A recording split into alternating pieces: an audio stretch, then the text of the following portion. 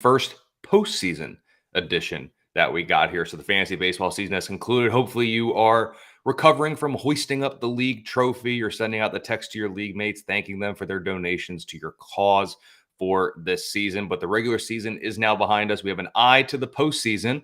And Matt, you and I are going to be talking about a bunch of things here with the postseason. But before we get into it, I have to ask, how is everything going for you? Everything's good. Fantasy baseball could have gone a little better, especially knowing that a trade I made back in April, had I not made it, I would have finished second in my league.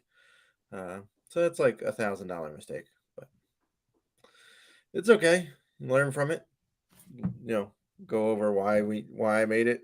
Look at the strategies behind it. Learn from it. Realize that I still had a winning roster that I drafted that I didn't realize I was going to wind up drafting my own team, but that's a different story.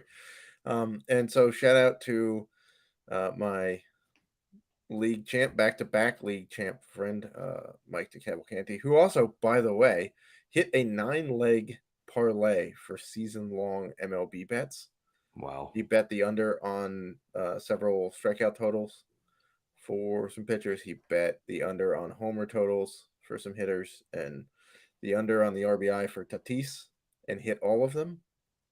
Turned $500 into a six-figure payday. So, congrats to him on just winning everything yesterday. Wow. So you won't be seeing him for a while. No, he said winner chicken dinner. I was like, I think you can afford more than chicken for dinner. Yeah, well, shout out, Mike. It was good knowing you, because we probably won't see you for a while with those mics. So sayonara, long friend. Yeah, That's what go pull up his favorite movies, The Big Lebowski. So he's uh, gonna go pull a dude and just I got it. abide. Yeah, that is it. Well, congrats to him. Hopefully, some other people had some luck. I know I am more of a betting the over type, but Also, hey, shout out to our former colleague Greg Jewett, who mhm, won his NFBC yep. league Tout Wars too. I believe. I think he won a main event and a Tout Wars. So congrats to him on there.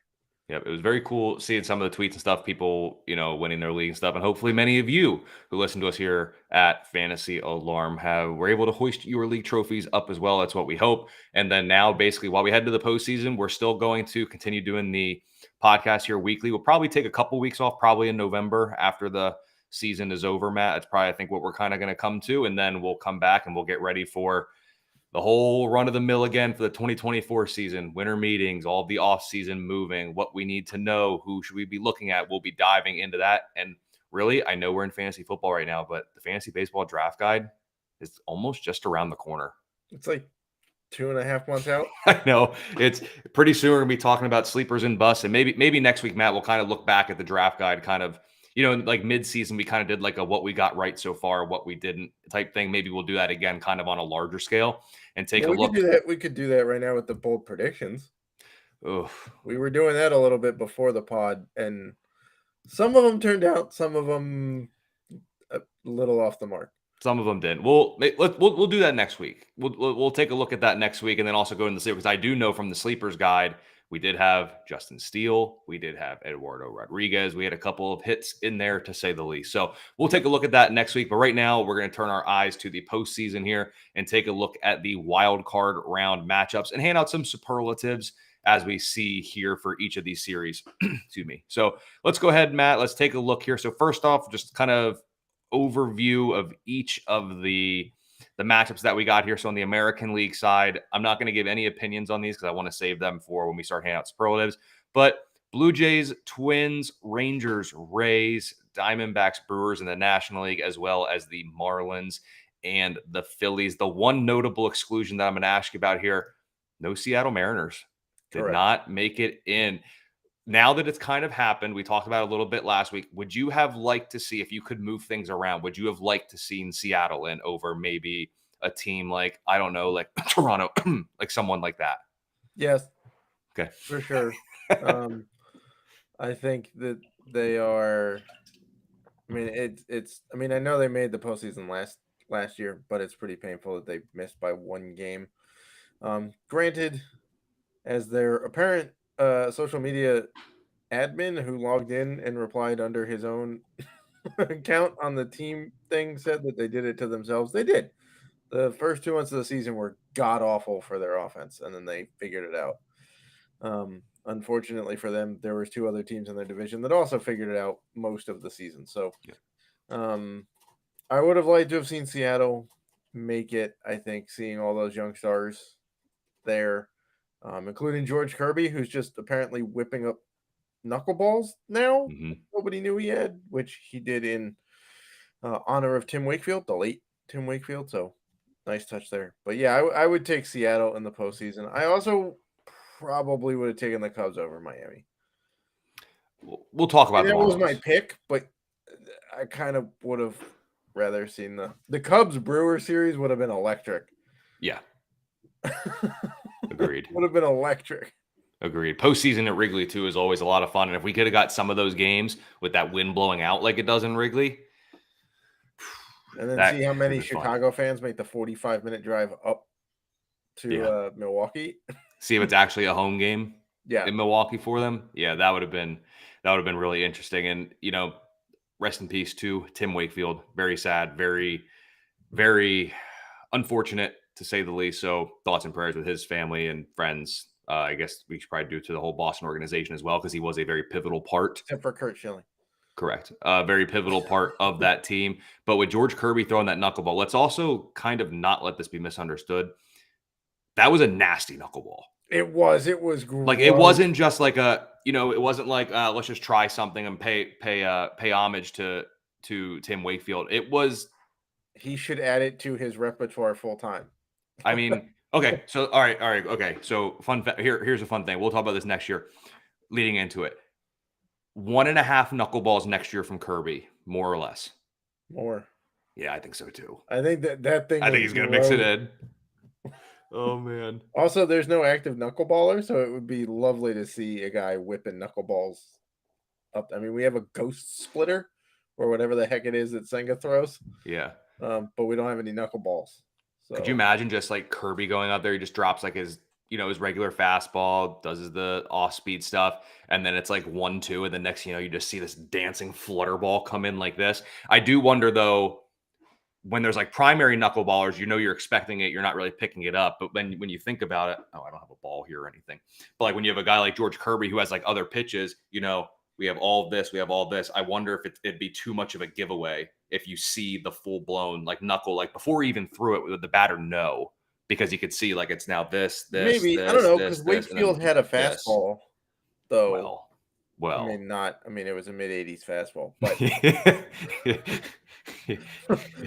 He had a mid-velocity other pitch that he threw every now and correct. again. It did not move nearly as much as the knuckleball.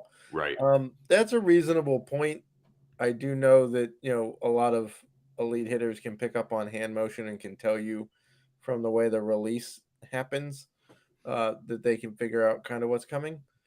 So that's a reasonable point. But over or under 1.5 for an entire season, we're talking 30-something starts. Yeah, I'll take that he throws 2. I think so too. And it's one of those things too, where even if you pick it up and you know it's coming, you don't really know where it's going. Right.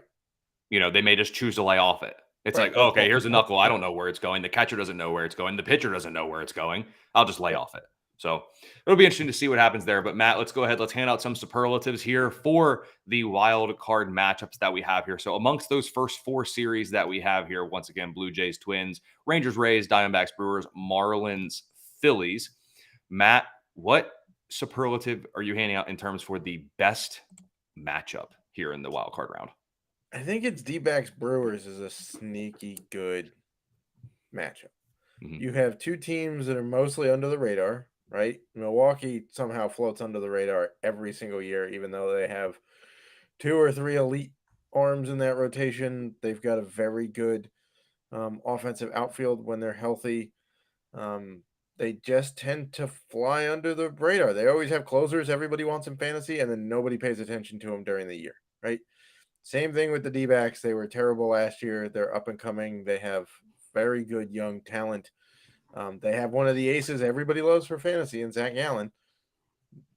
Nobody pays attention to him during the season. I don't know if it's because they play in the West Coast, late games or whatever. But I think it has the potential to be a very close, very exciting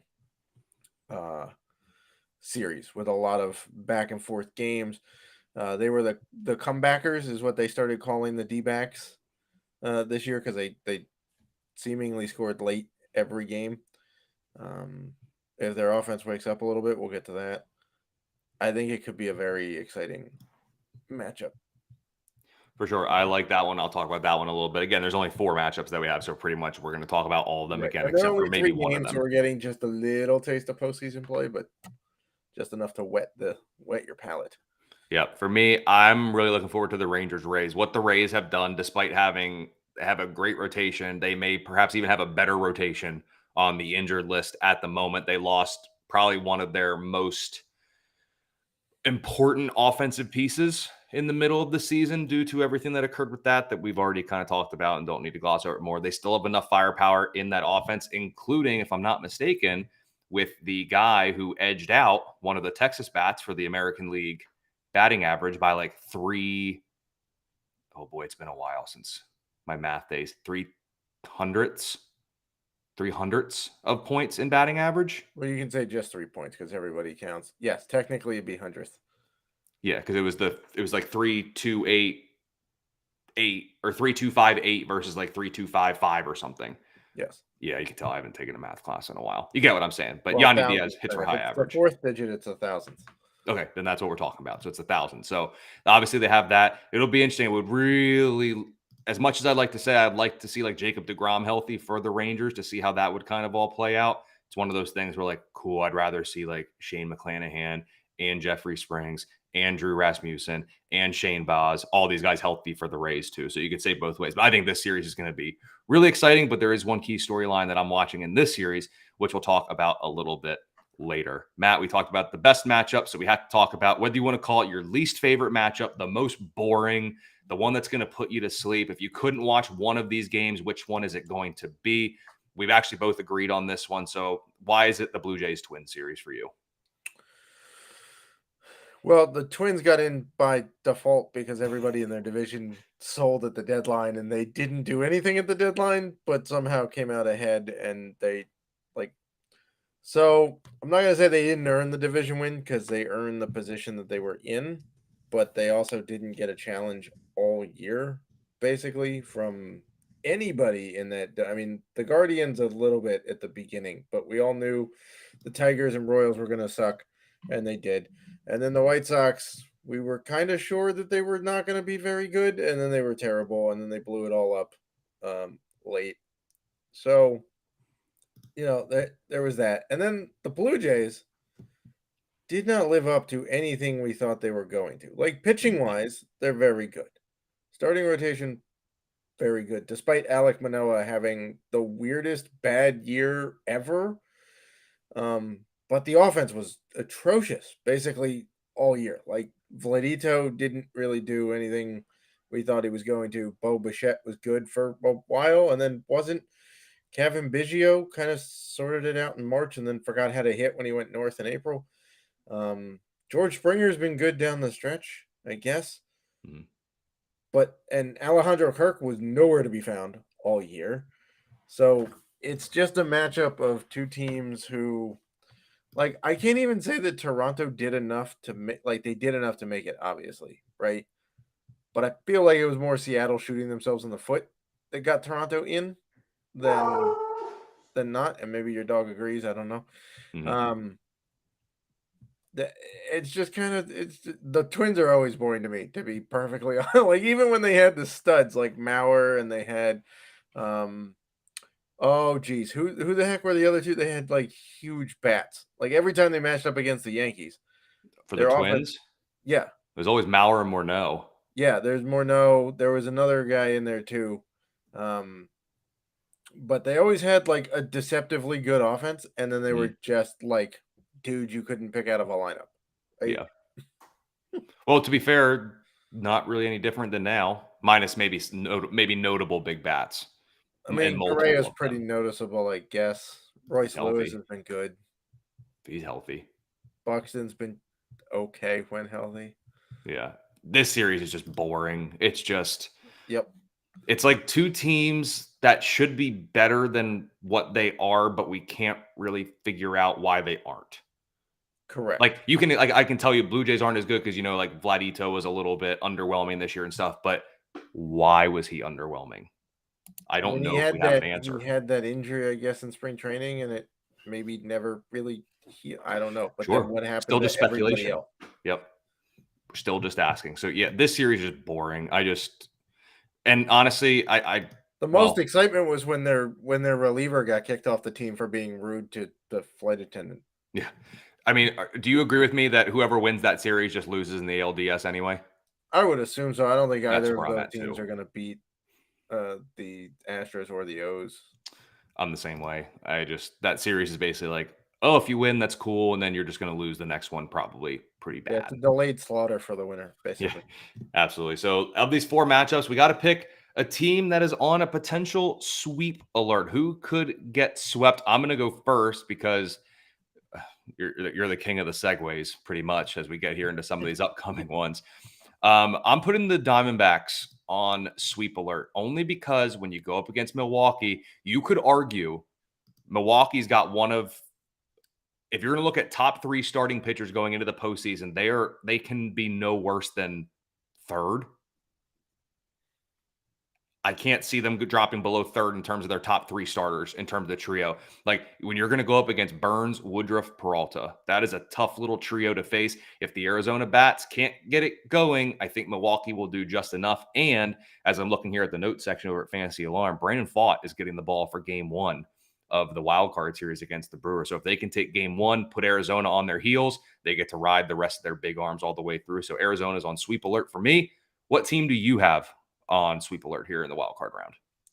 I have the Marlins because their offense is okay. I mean, it's not terrible. They obviously have the NL batting champ in Luis Ariz at the top of it. Jazz Chisholm, when healthy, is decent. Obviously, they got some pop in there at the trade deadline. But my bigger concern is their pitching. They have basically one reliable starter who could only pitch once down the stretch for them because they had a delay, like a rain delay, and it almost cost them a chance to make the postseason. So you're facing a Phillies team who is hot right now offensively, and they're still pissed at Angel Hernandez for basically perpetuity. Um, and the starters for the Phillies, pretty good. I mean, Zach Wheeler's been good. Aaron Nola's been pretty solid. They can go six deep, basically.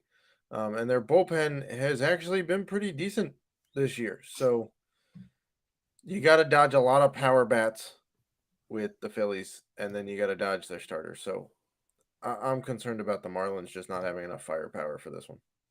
We go to upset alert. I'm actually going to put the Phillies on upset alert, kind of for all the reasons that you kind of looked at the Marlins. I say if it pans out, they could give the Phillies, a run for their money. Miami had a good run down the stretch. I don't like that their run differential is only +3, despite winning 17 of 26 games in the month of September. I don't necessarily love that. Right, but I mean, part of it is they just saw the Phillies, though, didn't they?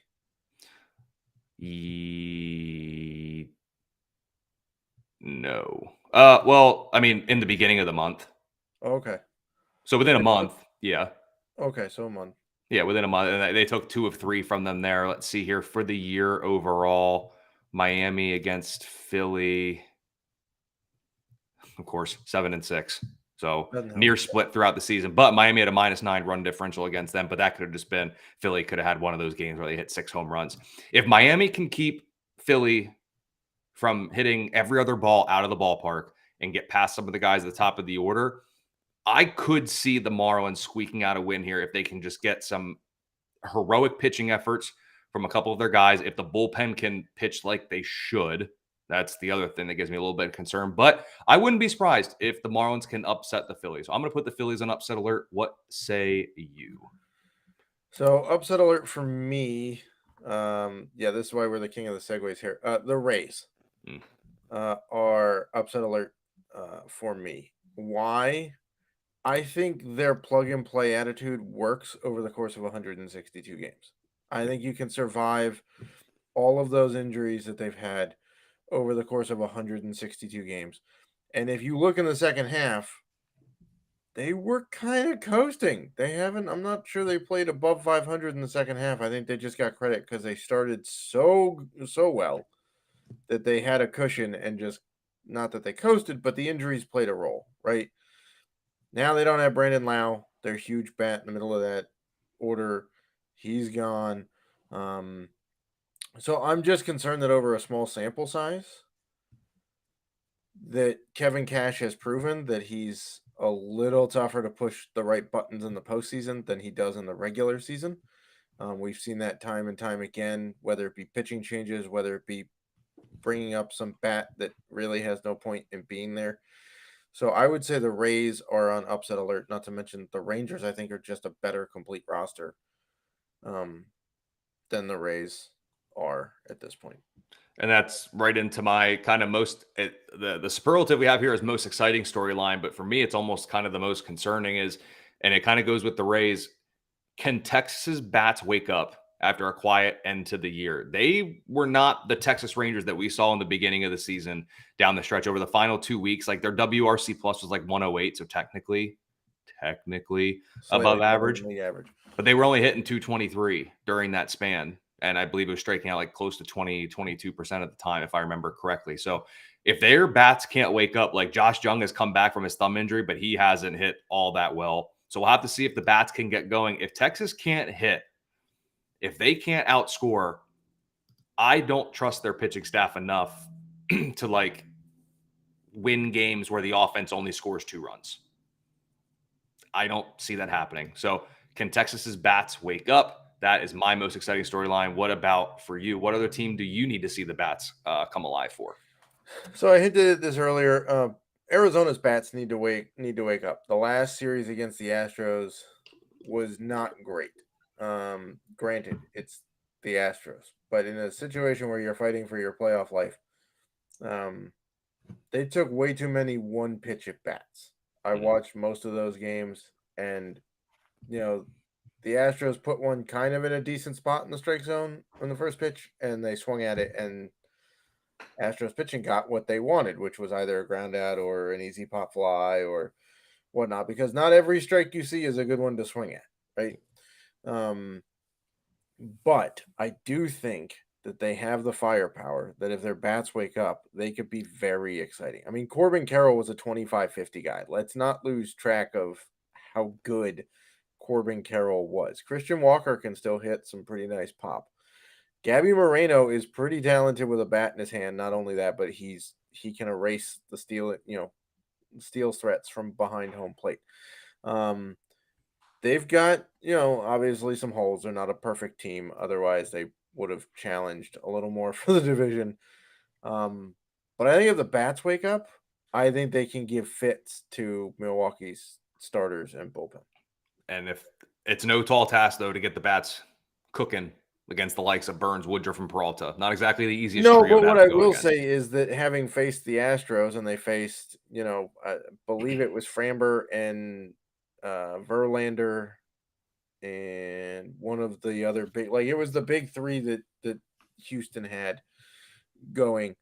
So facing them in the last series of the year with playoff chances, on the line does get them a little bit geared up for what they're going to obviously, you still have to go out and hit it and make something happen.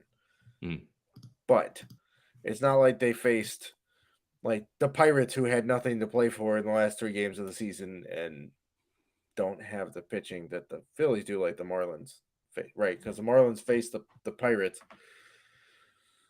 I'd rather be the D-backs and have to gear up against Verlander to go face Corbin Burns. For sure.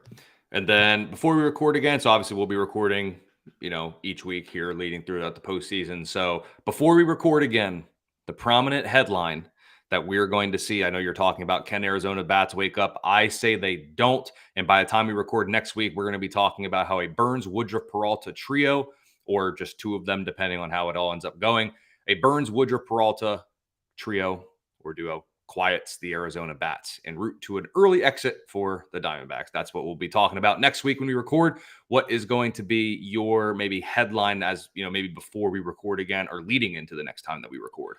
So I took a slightly different approach to this one, and I'm talking about a team I'm writing a headline about a team that's not playing right now. And that is, can the Braves stay hot over the break? Right? We saw them kind of struggle with the break last year at the start of, the postseason. They came in, you know, the hottest offense, best offense, and then they couldn't do a whole lot early in the postseason. So now they're having sim games this year, which, if you're in Atlanta, they're open to the public apparently. So you can go watch the Braves scrimmage themselves at Truist Park in October as they try to stay hot for whoever they're going to play. But that's my biggest thing is, can the Braves bats stay hot against a team that's already warmed up with a series? It's kind of like it's actually the same exact thing when we get into like football playoffs. That 6 seed that just won has to go up against the 1 seed. The 1 seed Right. comes out a little slow to start. It's the Right. same exact thing. Does the Atlanta Bats keep it up? It will be interesting to see that. So, Matt, as we go ahead and wrap this up, let's go ahead and get to the ones that everybody wants to know here. Who do you believe in the World Series will represent the American League? It's real close for me, but I'm going to go with some fresh blood, and we're going to go with the O's making the World Series. I think they're good enough to do it. I don't think this was a fluke of a record. They played in one of the toughest divisions in baseball. In fact, if I'm not mistaken, every team finished above 500 in the AL East, if I'm not mistaken. That's got to count for something, right? You win that division and you win it kind of going away, not huge, but I mean, they had Tampa's number basically all year. And I think they're young and they're young enough not to know better. So they're playing with house money, in their opinion. I think they're a year ahead of where they thought they would be. And the home park, man, Camden Yards went from just a launching pad to being one of the best pitcher parks in baseball. Left field absolutely just kills baseballs. So if it is in fact the Astros against the O's, it'll have 4 games. If it goes 7, and have 4 games in Camden Yards. I don't think the bats for Houston can hit in Camden Yards. There's a stat going around that if Bregman had to play all year in Camden Yards, he'd have like 1/3 of the homers he has this year, right? So I'm gonna go. I'm gonna go with the O's. Plus, John Means has just been phenomenal since coming back from Tommy John. So if you can get a fresh arm like that, I'll take the O's in the AL. I will take Houston, and then in the National League, I'm going Atlanta. Is that where you are as well? It's hard not to like. Yeah. I mean, I know the Dodgers had a great year, but I feel like their 162 game mix and match works, much like Tampa's, but it's not going to. I mean, they have serious pitching questions. Like that rotation is like you've got what, Kershaw, Emmett Sheehan. Yep. There's questions. And then, Yeah. it's not great. I am with you there. I guess. I'm with you there. So we both have Atlanta representing the National League. I have Houston, the American League. You have Baltimore. For me, Atlanta wins it all. What about you? What say you?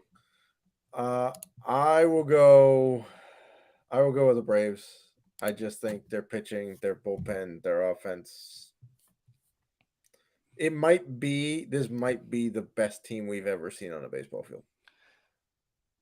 I would agree with that. Statistically speaking, offensively, they've filled 8 categories that have never been filled by one team before, and they're not like obscure. They're pretty solid stat categories.